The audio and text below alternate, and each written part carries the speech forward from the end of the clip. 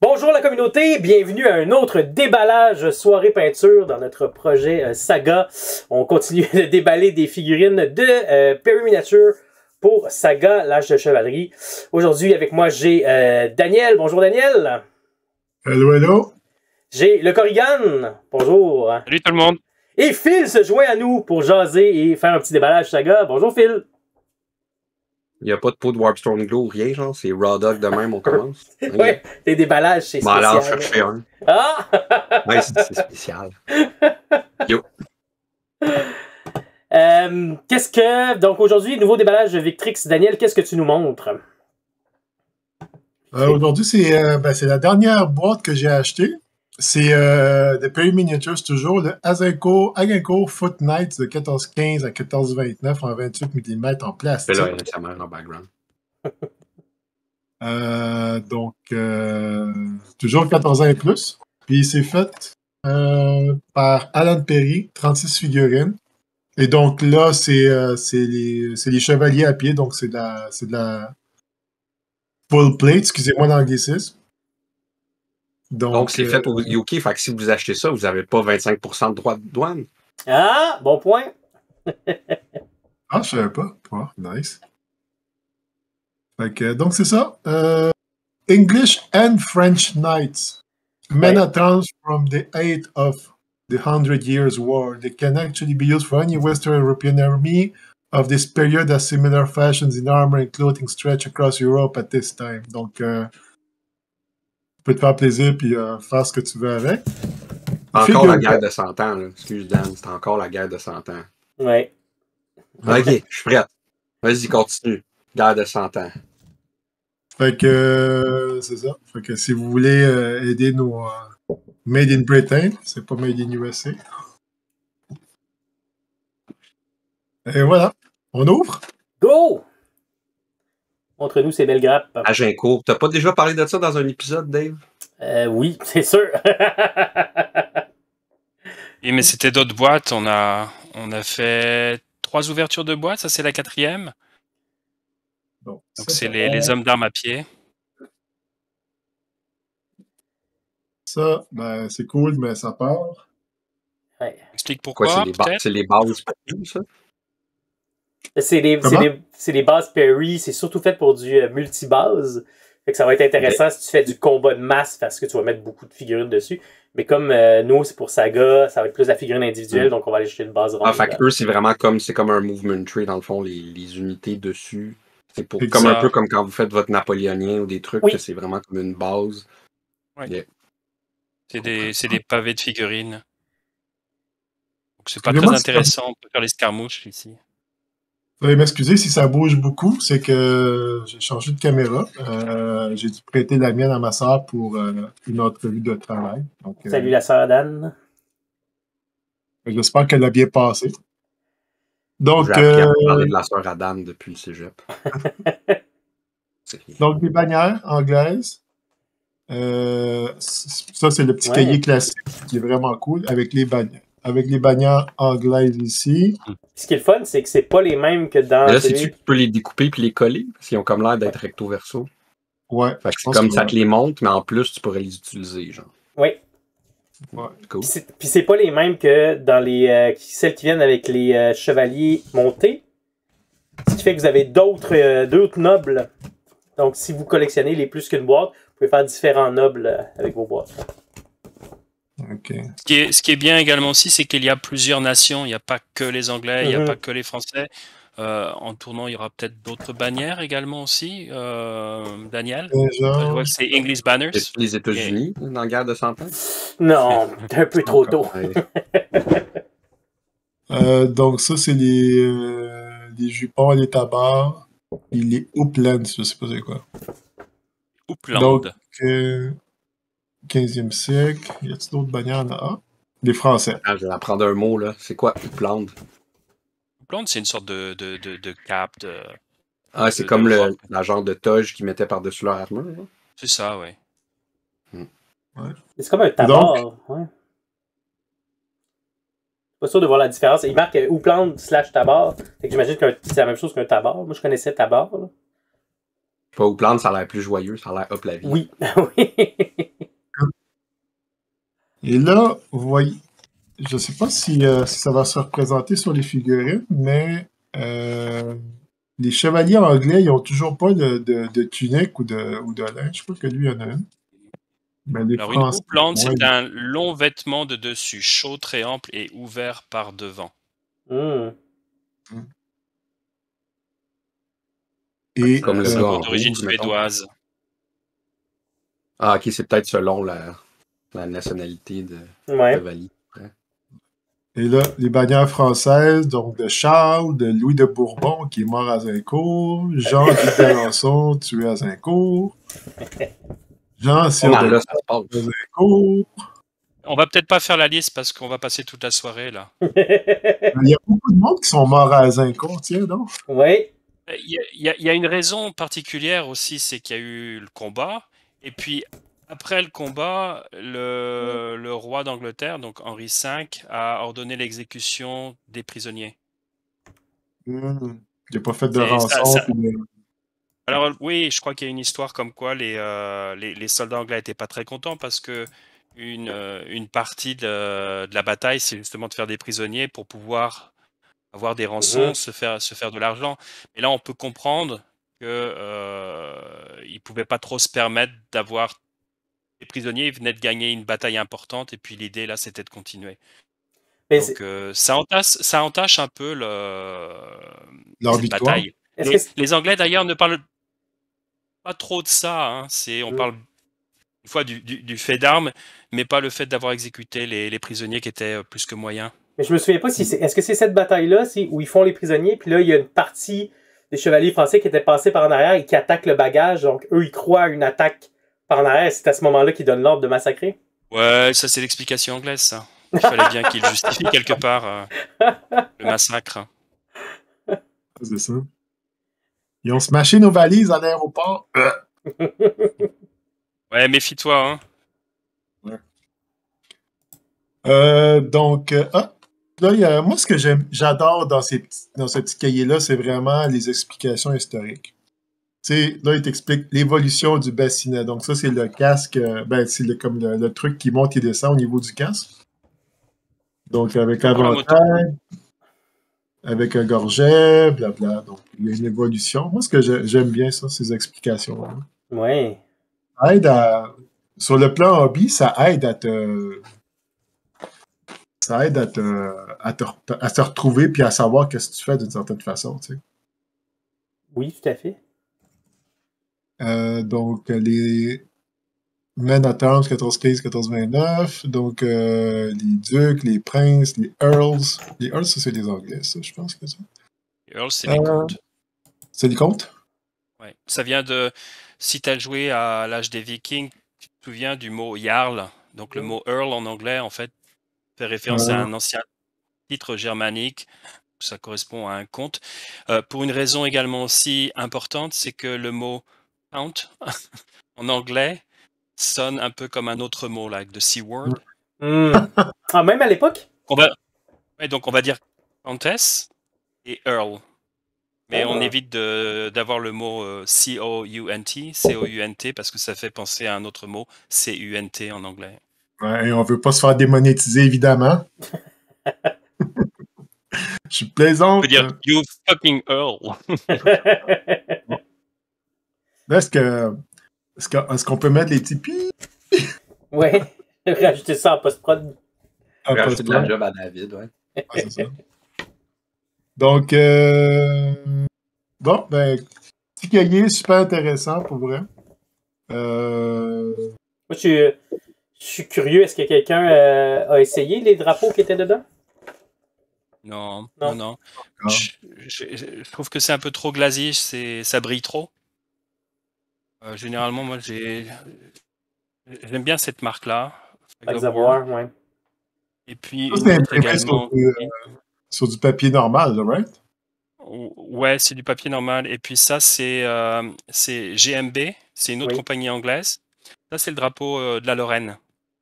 Ah. J'ai l'intention de faire des chevaliers de Lorraine aussi. Il n'y a pas de compagnie française qui produit ce genre de drapeau. Peut-être. Je sais qu'il y a un Français qui est très très actif là sur Facebook. Oui. Son pseudo c'est Aléa Yacta Est. Il fait des bannières de différentes nations. Il y a eu les Bourguignons, il y a eu les Bretons. Je crois qu'il devait sûrement y avoir des chevaliers de Gascogne aussi. Il est assez prolifique. Et non, moi je préfère le papier. Donc, mais après, je suis sûr qu'il doit sûrement y avoir une manière de découper les bannières là, et puis après de les rendre un peu plus mat. Peut-être faire des photocopies tout simplement. Peut-être mettre un. Je sais pas si abrocher du matte varnish, ça fonctionnerait. Vernima, ouais, peut-être. Ouais. Et on peut agrandir aussi. Donc je pense que c'est une bonne chose d'avoir ces bannières-là. Puis après, les personnes peuvent aller trouver le papier qui leur convient, agrandir un peu la bannière, ou la garder comme elle est. On pense-tu au plat de résidence? Les grappes, go! Donc, il y a 6, 1, 2, 3, 4, 5, 6 grappes. Et c'est des petites cette fois-là. Là. Ouais. C'est pas des grandes grappes. Non. Je vais voir si c'est toutes la même chose. Non, il y a deux séries en fait de grappes. Et puis, c'est la boîte un peu poche. On a gardé la boîte, on va dire, la plus nulle pour la fin finalement, parce que on retrouve les chevaliers anglais et les chevaliers français. Donc, il y a 36 figurines. On divise la boîte en deux. Donc, il y a 3 grappes de 6 chevaliers anglais et 3 grappes de chevaliers qu'on peut trouver dans la boîte des Français qu'on a ouvert précédemment. Sauf que là, il y en a un petit peu plus si on veut avoir plus de points, en tout cas pour Saga, de points de Ah oui, j'ai regardé les chevaliers français avec leur tunique, houppelande, tabard, etc., etc. Je vais me rapprocher, je vais mieux me placer. Fait que ça, c'était les Français qu'on avait vus à l'épisode précédent. C'est ça. Et... Encore des Français. Non, ça, c'est des Anglais. C'est des Anglais? C'est des Anglais, je pense. Oui, c'est ça, ouais, des Anglais. Dans le fond, c'est ici. Est-ce que c'est l'armure blanche seulement métallique qui va déterminer si c'est les Anglais, ouais? Ouais. Donc, ça, c'est des Anglais. Anglais-français. Donc, c'est ça. Donc, on vous a déjà tout expliqué. Merci, bonsoir. C'est simple, même moi, je peux comprendre. Quand je dis qu'elle est nulle, c'est un peu méchant. Ça dépend qu'est-ce qu'on veut faire comme armée.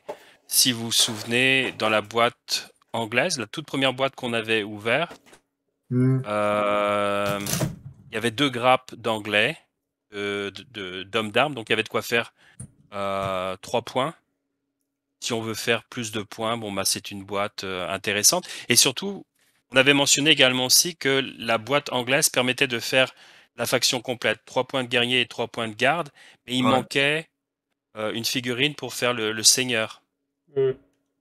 Il manquait à Saga, on aime bien également aussi constituer des petites scénettes là sur une base par exemple ronde de 60 mm de diamètre. On peut mettre 2 ou 3 figurines également aussi. Donc c'est une boîte, on peut aller chercher une grappe pour pouvoir faire cette mini scénette. Ça peut être un chevalier français se battant contre un chevalier anglais également aussi. Donc on peut faire plein de choses et puis après on va en discuter, mais il y a aussi d'autres factions, il y a les spécialistes également aussi, donc on peut quand même faire des choses avec cette boîte-là. Puis l'armement est différent entre les 2 grappes, donc ça peut faire, ça peut nous donner, admettons je fais une armée anglaise, j'avais ma boîte anglaise, j'aurais seulement que l'armement qui était sur la grappe anglaise, mais avec celle-là je peux aller chercher, je crois que c'est le marteau que les Français ont, ou, ils ont un marteau, une hache différente, une lance différente. Ouais. Mais on peut utiliser ça aussi, encore une fois, si on aime bien faire des conversions, c'est aussi intéressant parce qu'on a les autres boîtes, hein, là c'est la 4e vidéo qu'on a, c'est la 4e boîte qu'on ouvre. On peut très bien utiliser ça également aussi pour faire des conversions avec les autres grappes, les autres figurines des boîtes précédentes.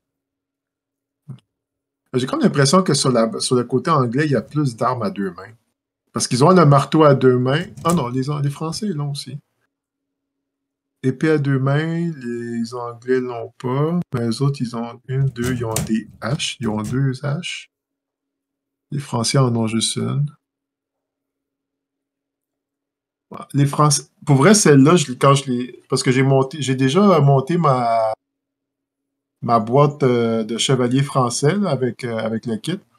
Puis pour vrai, cette pose-là, cette épée-là en pose, moi, je la trouve vraiment hot. Ah, c'est une de mes préférées aussi. Ouais, parce elle que est vraiment. Pointe, il se met à. Je sais pas c'est quoi la position, là. Il faudrait demander à quelqu'un qui fait de la bataille médiévale qu'on connaît. Oui, on pourrait demander à Alexandre, il fait du Béour. Fait que, ouais, il se met en exact cette position-là de. On dirait qu'il va attaquer en estoc. Non, c'est-tu en estoc quand tu fais de la pointe? Ah, je m'en. De taille et d'estoc, ça peut être en estoc. Ouais, hein? En tout cas, on va pas aller plus loin parce que je pense que je vais me planter. La dernière fois, Daniel, tu nous avais mentionné. Commentez en bas, si vous savez. Ouais. Tu nous avais mentionné les lignes de moulage sur les chevaliers montés, puis tu avais regardé la date sur les grappes. Là, c'est quoi les dates sur les grappes? Les dates sur les grappes. Hop. C'est en arrière. 2016 pour Frenchman. Et 2014 pour English Men at Arms. Ça veut dire qu'il y a 2 ans de différence dans la création de ces 2 grappes-là. C'est intéressant. Ouais. Est-ce que ça paraît au niveau des lignes de moulage? Je vais enlever le. Je vais tasser les anglais.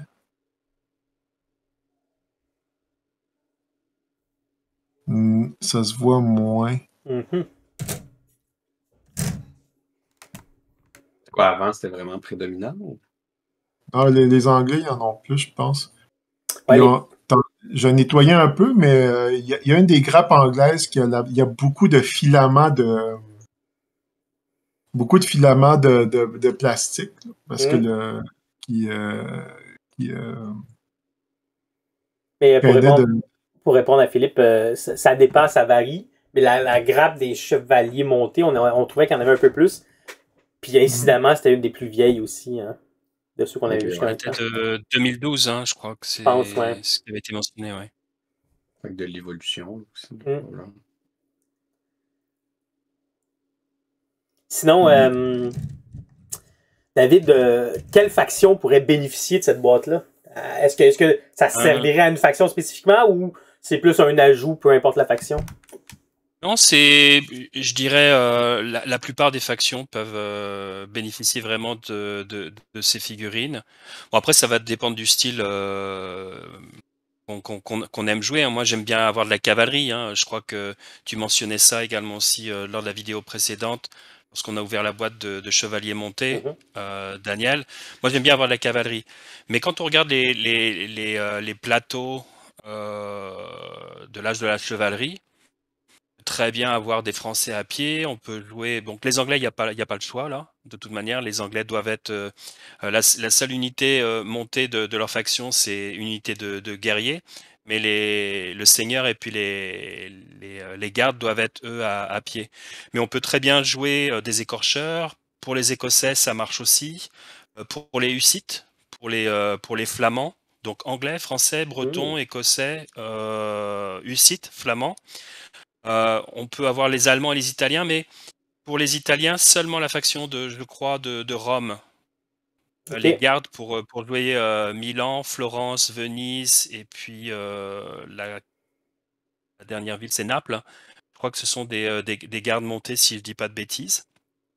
Pour les Castillans, on oublie, parce que les Castillans, ça va être des gardes qui sont montés. Pour les Suisses, on oublie aussi, parce qu'il n'y a pas de garde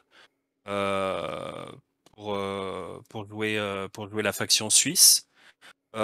Et si je reviens sur les Allemands, les Italiens ou les Suisses et les Bourguignons, moi j'irais peut-être plus chercher après d'autres boîtes, parce que là on est en train d'ouvrir la collection Agincourt.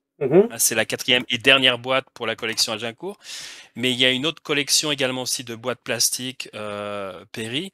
pour la guerre des Deux Roses. Et puis après, il y a une autre collection également aussi, c'est la collection European Mercenaries, donc les mercenaires européens ou les spécialistes de la fin du 15e.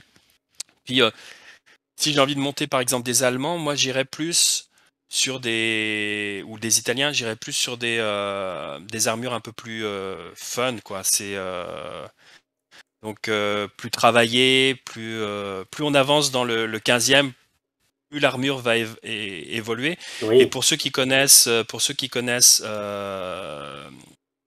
Warhammer Fantasy, hein, le vieux jeu là, on y revient finalement avec The Old World. Je crois qu'il y a l'Empire qui vient ils ont ressorti les figurines. Oui. Donc on revient en fait à cette idée des factions d'Europe centrale.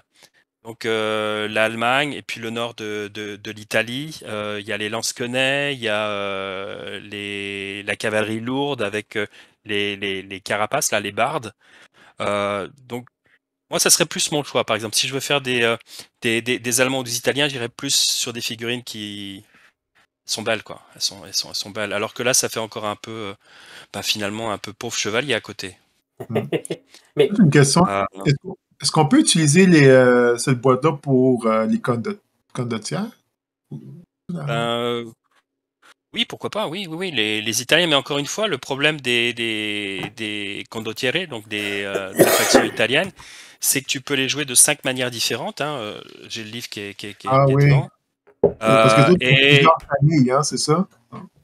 Ce sont plusieurs villes, en fait. Tu as le royaume de Naples, tu as Venise, tu as Florence, tu as les États pontificaux, et puis tu as Milan. Sauf que quand tu regardes, le livre ouvert ici, quand tu regardes le tableau avec les unités qui sont disponibles pour chaque cité italienne, par exemple pour Florence, les gardes, tu peux les jouer seulement à cheval ou cheval avec une barde. Et puis c'est la même chose pour Naples, c'est la même chose pour Venise, c'est la même chose pour Milan. Milan, c'est seulement des chevaux avec des bardes. Donc ça, les bardes, on va les trouver dans la cavalerie, dans les boîtes Péri qui sont pour la guerre des Deux Roses ou c'est la seule, Mounted Knights, ouais. Et ça fait quoi la barde? C'est que tu peux bouger en M, hein? Non. C'est ça, c'est plus lent, donc ta charge, je crois, va être la même, mais ton déplacement est réduit, c'est beaucoup plus lourd, donc tu as moins de mobilité pour te mouvoir sur la table. Et puis la seule faction italienne où tu peux avoir des gardes à pied, c'est les unités romaines, donc c'est les États pontificaux. Non, je dirais que cette boîte est peut-être pas très utile. Okay. Ouais, j'irais plus sur une boîte. Je sais pas si je l'ai ici. Non, je l'ai pas. Mais vous voyez, par exemple, là, j'ai une boîte. Oui. Chevalier monté. Et on peut voir donc ici. Moi, j'irais plus sur des trucs comme ça là pour jouer les Italiens. Ok, c'est vraiment beaucoup plus blindé là, leur truc là. Ouais. Non, et puis elles sont magnifiques leurs armures. Elles sont travaillées, c'est ciselé, c'est la mode italienne. Hein. C'est fashion. Comparé à la mode bretonne, il y a pas photo. C'est quoi les factions qui ont le choix entre des gardes à pied ou à cheval? Là? Dans Saga, étant donné que c'est un garde, c'est 1 point, 4 figurines, qu'est-ce que ça change? C'est quoi l'intérêt de jouer des unités à pied? Je crois qu'on en a déjà discuté dans une vidéo précédente. C'est premièrement, c'est le plateau. Okay, donc tu vas avoir, par exemple, sur le plateau, tu vas avoir des capacités du plateau qui sont pour des unités montées. Donc, si tu as une capacité qui est pour une unité montée, ben évidemment, tu vas privilégier plutôt tes unités à cheval. Maintenant, toutes les capacités sont pas faites forcément pour des unités à cheval, donc tu peux avoir quelques unités à pied. Ou tu peux faire un choix dépendamment du scénario également aussi, si tu as la possibilité de jouer les deux. Mais moi, quand je joue un plateau, j'aime bien avoir accès à toutes les capacités. Donc ça, c'est le premier point. Donc, étudier son plateau et puis en fonction des capacités, donc choisir les bonnes unités pour pouvoir les jouer avec les capacités. Le deuxième point, c'est la différence également aussi de l'armure contre le tir. Donc une figurine montée, elle perd 1 point en armure. Donc par exemple, un garde à pied va avoir une armure au corps à corps de 5. Et ça va être, je crois, si je ne dis pas de bêtises, 5 également aussi contre le tir. Alors que si tu es monté, hein, tu es toujours à 5 au corps à corps, mais tu vas perdre 1 point, donc tu es à 4. Donc tu es beaucoup plus fragile contre des unités qui tirent. Il y a le déplacement aussi, donc une unité montée va se déplacer de L, donc c'est-à-dire de 12 pouces, alors qu'un garde, lui, va se mouvoir à la moitié, donc de 6 pouces. Donc moins de mobilité également aussi avec les gardes. Donc, voilà, mais ça dépend du style de la faction. Par exemple, la semaine dernière, j'ai joué contre les Écossais. Puis les Écossais, bon bah ça reste compact. Les Suisses, même chose, ça reste compact également aussi. Les Suisses, ils ont des pics également aussi. C'est pas super de jouer de la cavalerie contre eux. On a un léger désavantage également joué. Et puis bon ben le joueur suisse qu'on a dans le club, lui, non seulement toutes ses unités ont des pics, et puis il a des unités de tir avec des arbalètes. Donc jouer de la cavalerie, c'est un peu risqué contre une armée suisse.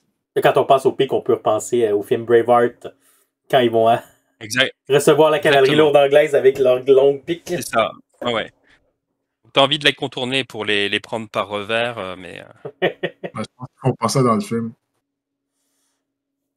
Voilà, donc c'est un petit peu ça. Et puis après, donc...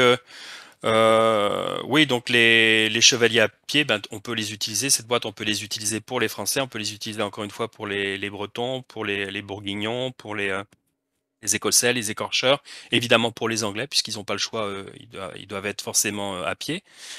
On peut les utiliser aussi pour assembler des unités de mercenaires, de spécialistes. Oh, ok. Ouais, donc je sais pas si tu as exploré ou si vous avez exploré cette partie du livre, mais parmi les spécialistes, il y a un chevalier, on peut recruter un chevalier. Donc celui-ci, il peut être monté ou à pied, donc on peut très bien utiliser une de ces figurines pour le représenter à pied. On peut également aussi recruter ce qu'ils appellent les hommes d'armes forains, donc forains dans le sens de foreign, dans le sens de étranger. Donc c'est une unité composée de 6 chevaliers qui peuvent être montés ou à pied. Moi, dans une optique de monter une faction, une bande suisse, les Suisses, ils sont uniquement à pied. Et puis je me suis dit, ça pourrait être bien d'avoir un petit boost, d'avoir une unité montée également aussi. Donc ça peut être des arbalétriers montés, ou alors tout simplement des chevaliers montés. Mais ils peuvent être à pied également aussi, puisque les Suisses n'ont pas de garde à pied. Ce sont uniquement des guerriers. Et puis enfin, à la fin du livre, à la fin du supplément L'âge de la chevalerie, il y a la possibilité de jouer des héros aussi. Okay. Et donc les héros, on peut très bien les jouer montés ou à pied. Donc on peut très bien se faire plaisir en se disant, bah, avec la grappe française, je vais me faire Jean le Bon, ou je vais me faire Laïr. Je sais que tu as peint un magnifique Laïr récemment, David. Donc tu pourrais très bien te dire, bah, je vais me le faire également aussi à pied, donc je ne vais pas le jouer forcément monté. Tu pourrais très bien te faire un Bertrand du Guesclin également aussi monté et à pied grâce à cette boîte-là. Cool. Moi, je vois cette boîte plus comme un ajout. Par rapport aux boîtes qu'on a déjà présentées. Ouais. Fait qu'il n'y a pas une faction qui devrait commencer cette boîte-là. Les factions qui peuvent l'utiliser, ça va être plus un bonus, un ajout, comme tu dis. C'est vraiment un ajout. Quand j'ai utilisé tout à l'heure le terme c'est la plus nulle des boîtes, non, elle n'est pas nulle cette boîte, elle est très bien, c'est encore des belles figurines, mais c'est la moins utile par rapport à celle qu'on a ouvert précédemment, parce que la boîte d'infanterie française, il y avait déjà 2 grappes d'hommes d'armes à l'intérieur, donc il y avait quoi déjà assembler 3 points de garde. Dans la boîte anglaise, il y avait 3 grappes également aussi. Je dis pas de bêtises, hein, je crois qu'il y avait 3 grappes d'armes. 3 grappes d'armes. Il y avait une grappe de chevaliers à pied. Seulement une grappe? Ouais, puis le reste, c'était des archers. Ok, donc... Ils sont ici, d'ailleurs. Ouais. Maintenant, pour les Anglais, je sais qu'on avait le compte. On pouvait faire 3 points de garde. Pour les Français, il faut vérifier. C'était la deuxième vidéo qu'on Ah a non, fait. t'as raison, oui. C'était 2 grappes de 6, me semble. 2 grappes de 6. Donc 2 grappes de 6, ça fait 12. Donc C'est 3 gardes. On a 3 points de garde. Ouais. Ça fait 3 points de garde. Ouais. Si on veut aller chercher d'autres gardes à pied, pourquoi pas, mais donc non, pour moi, c'est vraiment la boîte la moins utile. C'est la moins utile. C'est pour aller chercher un peu plus de diversité. Si on a envie de représenter je disais là, des héros à pied, si on a envie de faire des scénettes, si on a envie de se faire plaisir autrement. Ça te permet d'aller chercher de la profondeur dans ta sélection d'armées pour diversifier un peu tes choix à la longue, c'est ça? Ouais. Une autre chose aussi qui peut être intéressante, c'est par exemple, puisque l'équipement il se ressemble pour beaucoup de factions, hein, c'est ce qu'on a dit dans d'autres vidéos, c'est entre français, anglais, breton, bourguignon, écorcheur, écossais, etc. Donc ce qu'on peut faire, c'est avoir par exemple des guerriers et des levés, arbalétriers ou archers qui sont neutres. Et puis après, prendre par exemple les grappes qu'on a là sous les yeux, donc prendre cette boîte supplémentaire, et puis après donner une identité un peu plus nationale à la peinture des figurines, en se disant, je vais peindre 2 points de garde écossais, et puis avec d'autres grappes, je vais faire 2 points, par exemple, je vais faire des écorcheurs. Je vais les peindre avec différents tabards, ou alors je vais me faire par exemple des Allemands et je leur donne une couleur un petit peu plus. Je fais de la recherche en héraldique et puis je vais voir comment étaient les blasons des Allemands, et puis ça me permet comme ça d'avoir une armée générique. Je vais juste changer les gardes pour pouvoir avoir 2-3 armées différentes. Avoir différentes factions. Ça pourrait être l'avantage là. Ben oui. C'est bien. Mettons, si on peut faire de la recherche historique, est-ce qu'il faut qu'on écoute les rois maudits? On est un peu, ça date un peu les rois maudits. Ça date pas dans le sens du film, mais qu'on est à une période bien antérieure. Puis je me demandais, je crois pas avoir vu ça à Saga, mais dans le fond, si on voudrait faire des combats à l'intérieur d'édifices ou faire un siège où on monte sur les murs, là, ça vaudrait la peine d'avoir plus de... C'est des personnages à pied, là. La cavalerie va pas monter à l'assaut sur une échelle. Là. Oui, bon après, oui, non, ça c'est clair. Et bon, j'aimerais faire ça, mais je crois pas qu'il y a de scénario comme ça, un siège. Je crois pas qu'il y a de trucs comme ça. On va demander à Eric de travailler là-dessus. Ouais. Tu sais qu'il y a un scénario qui est soulèvement urbain. Ça, j'aimerais bien le jouer, mais bon, ça demande aussi une belle table avec des décors. Une table remplie de bâtiments, etc. Mais tu peux pas rentrer dans les bâtiments. Je crois qu'il y a cette consigne, cette directive-là. Faut que c'est du combat de rue, ruelle, cul-de-sac. Ça, c'est une autre affaire qu'il faudrait qu'on investigue les terrains. Oui. Ça pourrait être intéressant à regarder qu'est-ce qui est disponible, où est-ce qu'on peut se procurer ça. Parce que j'étais en train de... vous le savez, j'étais en train d'écrire une petite campagne pour justement l'Orge de la chevalerie, pour la période... attends. C'est du meurtre de Louis d'Orléans jusqu'au meurtre de Jean sans peur. Fait que je me rappelle pas des années, mais c'est 14... 12? Ah, 14-15? Je me rappelle plus. Enfin, bref. Mais ça se passe beaucoup à Paris. Fait que... Ça va prendre beaucoup de... Armagnac et Bourguignon. Exact. Donc ça va prendre beaucoup de terrain de ville, en fait. Donc ça, c'est une affaire qu'il va falloir fouiller. Mais ouais, ça se passe à Paris, donc c'est ça.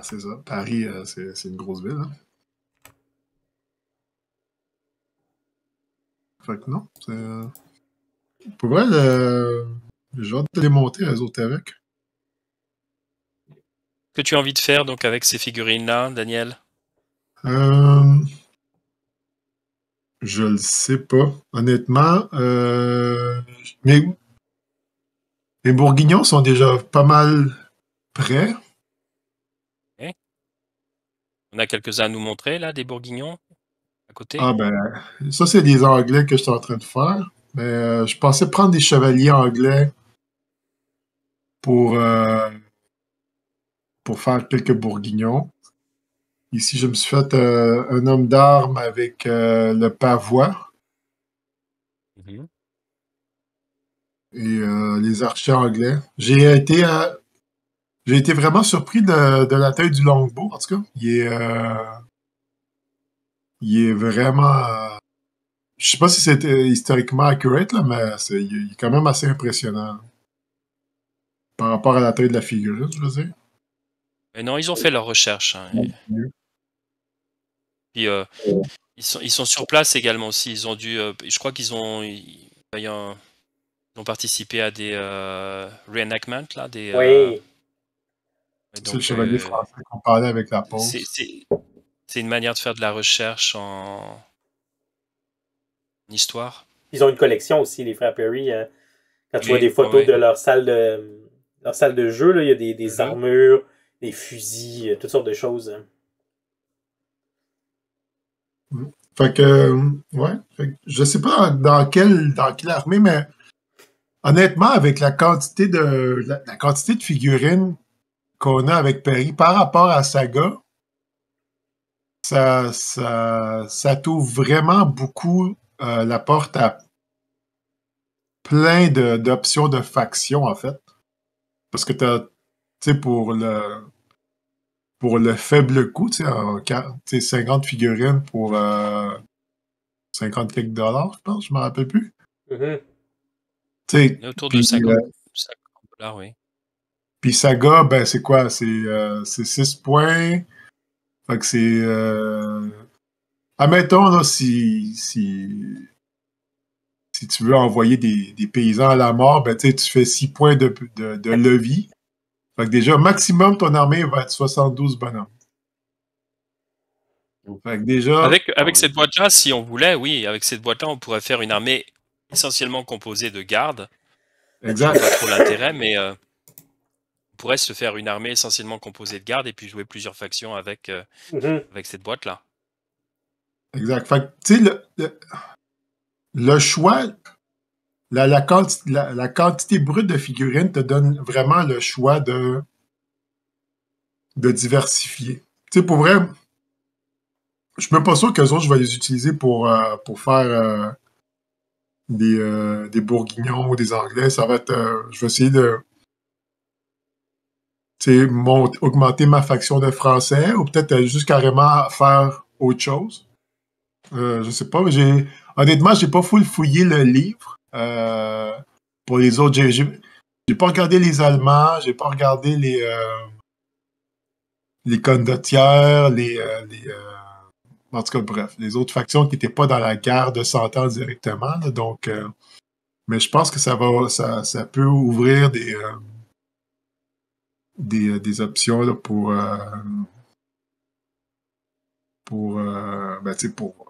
faire d'autres campagnes, en fait. Parce qu'ultimement, je sais pas ce que... Tu sais, pendant cette période-là, je sais pas qu'est-ce que les Allemands ont fait, mais tu sais, ça mérite à faire une recherche si tu as envie de te faire des Allemands. J'ai commencé là, à faire un petit peu de recherche là. J'ai ça. Il y avait des sales, il y avait des soldes chez Osprey il y a quelques jours là. J'ai pris plusieurs ouvrages, j'ai pris ça là, les armées médiévales en Allemagne. Ça, j'étais curieux, c'était vraiment par curiosité. La Ligue de la Hanse, ouais. Ouais. Je suis allé regarder un petit peu aussi ce qu'il y a du côté de la Scandinavie. Ah ben tu sais, déjà, tu vois là, les armures, ça ressemble pas mal à ce qu'on a ici, hein? Ouais. Non, et puis là, il y a de quoi faire également aussi des conversions. Hein. Je pense à des joueurs qui aiment bien le côté un peu badass viking et tu vas pas mettre des casques à cornes, on évite ça, mais les Suisses, j'étais curieux également aussi de voir ce qu'il y a les Suisses. On va bientôt pouvoir jouer en allemand. Wir können Spielen, je sais plus comment on dit ça Spielen? en allemand, jouer. Spielen, c'est ça, ouais. Ok. Les Hussites. Oui. Et donc là, je suis plus dans ma zone de confort. Là, je devrais bientôt avoir fini dans une semaine Ah ouais. mes Hussites. Puis ça, le tchèque, je le parle. Donc, Můžeme mluvit také i česky i hrát v češtině. Mais ça, Daniel, en boucle des chansons. Daniel, tu te demandais qu'est-ce qu'ils faisaient les Allemands, mais il me semble que c'est les Allemands, donc le Saint-Empire, qui va se battre contre les Hussites, là, si tu veux faire la campagne contre les Hussites. Oh, ils ont fait plein de choses, en fait. Ils se sont battus contre les Ottomans également aussi. Il y a les chevaliers teutoniques qui sont là avec plusieurs royaumes d'Europe centrale également aussi. C'est vrai qu'on discutait avec Helge, qui est un de nos joueurs, pour ceux qui connaissent pas tout le monde dans notre groupe. Et Helge est originaire d'Allemagne et il disait, c'est vrai que quand on regarde le jeu L'Âge de la chevalerie, il y a toute une partie des factions en fait qui sont absentes, comme par exemple les Hongrois, les Ottomans. On peut jouer les Polonais, on peut jouer les chevaliers teutoniques, mais c'est vrai qu'il y a toute cette partie-là. À l'âge des croisades, Daniel, tu as envie de te faire l'ordre des hospitaliers. Ouais. Qui sont présents également aussi. Donc il y a plein de trucs. J'ai pris aussi d'autres choses pour aller explorer du côté de l'Espagne. On parlait du Cid tout à l'heure, hein. Le Cid, les armées de Castille. Moi, il y a trois choses que je veux faire. C'est la guerre de 100 ans, Armagnac, Bourguignon, France, Angleterre, etc. Je veux également aller en Castille pour la Reconquista. Ouais. Et, exact. Et il y a aussi l'indépendance de l'Écosse, là. Donc, avec des Écossais, des Anglais, avec Robert Bruce, William Wallace, compagnie, là. Fait qu'il y a ces trois affaires-là que dans l'âge de chevalerie, je pense que ça mérite que j'aimerais aller faire. D'ailleurs, est-ce qu'avec ça, on peut-tu faire des Chiltrons ou ça a juste pas rapport? Avec quelle boîte? Avec celle-ci. Avec la boîte que tu présentes là? Bah non, parce que le Chiltron, il faut des pics. Donc t'as pas de lance. T'as pas de lance. La seule boîte qui a des pics, c'est celle-ci. J'en ai une là sous les yeux. C'est celle-là. Okay. Celle-là, elle permet de constituer des arquebusiers, ce qu'on appelle des bouches à feu là dans le supplément de l'âge de la chevalerie, des arbalétriers et des pics. On voit les pics là derrière. Là, on a une figurine de piquier ici. Mais je trouve que ça aurait été une bonne boîte pour les Bourguignons parce que t'as les arbalétriers puis t'as les. Quoi que non, tu n'utilises pas les armes à feu. Si on regarde en fait, le problème c'est que les figurines sont super statiques. Je sais pas si on voit mieux ici comme ça. C'est super statique et les pics sont droites. Donc on va représenter vraiment une figurine comme ça. Plutôt garde à vous, genre?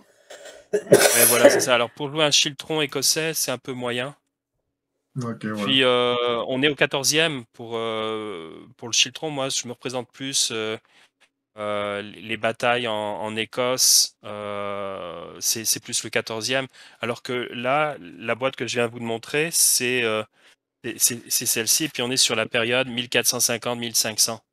Deuxième moitié du 15e. Okay, donc, deuxième moitié du 15e. Donc non, et malheureusement, les frères Perry ne font pas de figurines qui soient assez cool pour cette période. Par contre, il y a des marques qui sont intéressantes pour quelqu'un qui a vraiment envie de jouer le Chiltron et puis avoir les figurines qui correspondent à celles de l'époque. C'est la marque Antediluvian. Oh! Je connais pas. Tu connais, David, toi peut-être? Le nom me dit quelque chose, mais je ne saurais pas où les trouver. Ouais. Je te donnerai le lien et puis tu pourras le mettre après à la fin de la vidéo. Oui. qui est antidiluvienne. Et puis, il y a également aussi, c'est un Écossais qui a cette compagnie, qui a créé cette compagnie. Elle a déjà quelques années. C'est une compagnie qui s'appelle Claymore Castings. Donc, Claymore, ça fait penser à l'Écosse. Hein.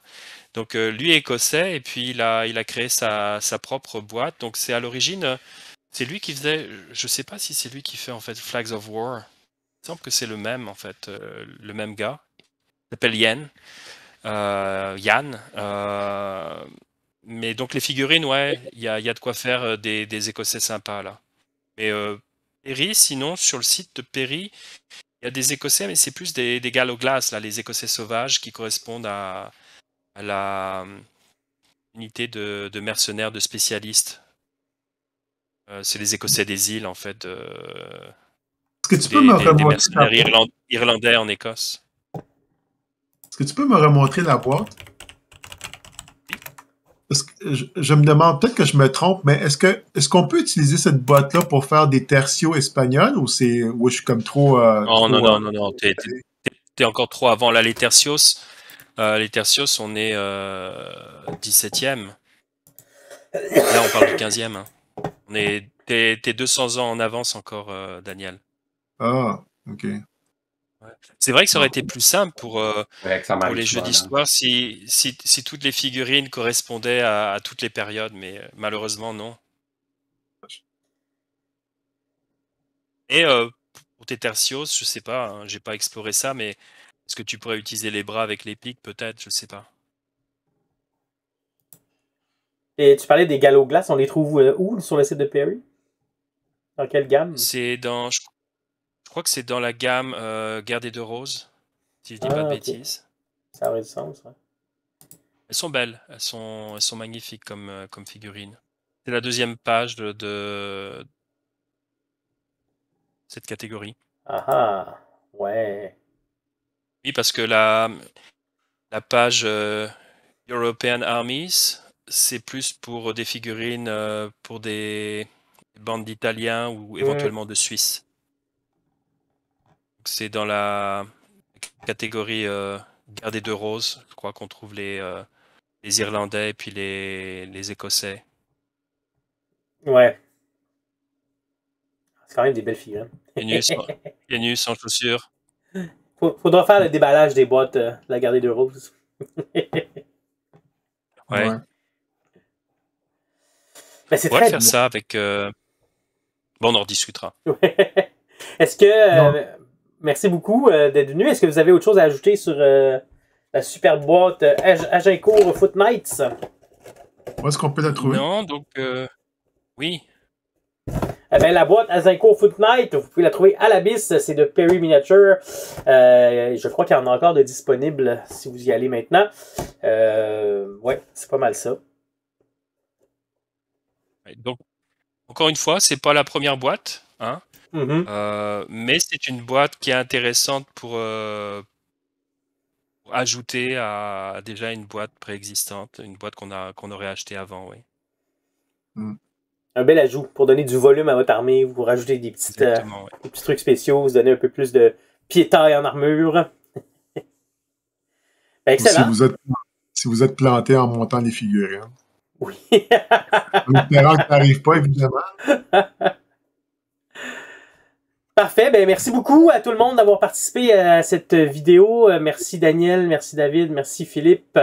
J'espère que vous avez apprécié le contenu de ce déballage. N'hésitez pas à venir nous voir sur Soirée Peinture. On a un podcast aussi, un balado. Vous pouvez nous trouver sur Spotify. On a un groupe Facebook. On a maintenant un Discord, Soirée Peinture, le Discord. On a même un Instagram. Et puis les vidéos, ben, si vous les avez déjà vues, vous avez trouvé sur YouTube, donc n'hésitez pas, on a d'autres vidéos, d'autres déballages, on a fait les 3 boîtes précédentes aussi.